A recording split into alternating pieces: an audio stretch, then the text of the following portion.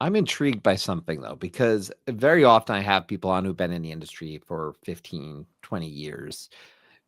You're under that under that number, and that means you have a different perspective on certain things, which is incredibly important, as obviously we've got a lot of different groups that we need to target with our social media with as we build campaigns. But I'm intrigued because one of the arguments has been made about social for many years. Is there a difference between the social media manager and the person who does social, and why the social media manager is the right one to, say, manage an account for a business, for a nonprofit, for even a local campaign that's happening in their town? You are so fresh from coming off of having your own socials, I'm sure, as well as being in an age group that grew up with social. So I'm intrigued how you've viewed that perspective, because it is one that obviously I've heard mostly from those who are 30 plus, 35 plus. So how does that kind of land for you as a young professional?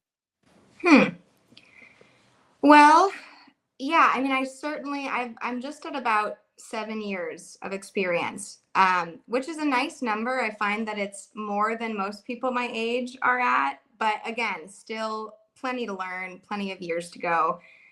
And I think, in marketing, especially social media, there is ageism, and it really goes both ways.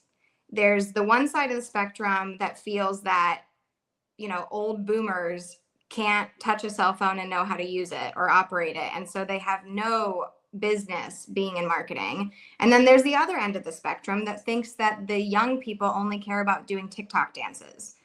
And that's just quite frankly not true for either party.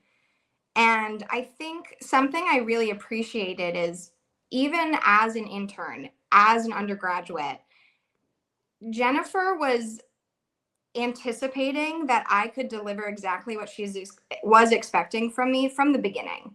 There was no like onboarding or sort of like getting me caught up to speed, so much as there was revisions and changes and conversation. And so I was learning and growing while doing. And I think that that is like something that the younger generation is really quick to pick up with, really quick to adapt to.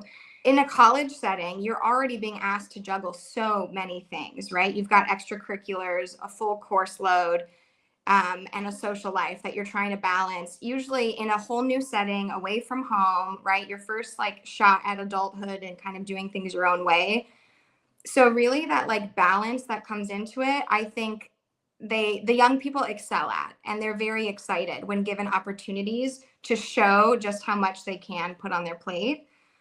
So I think part of the reason I like to advocate for younger people in the social media marketing space as well is just that they have fresh perspectives, great ideas, and you just need to be comfortable tapping into them and not view it as like a threat.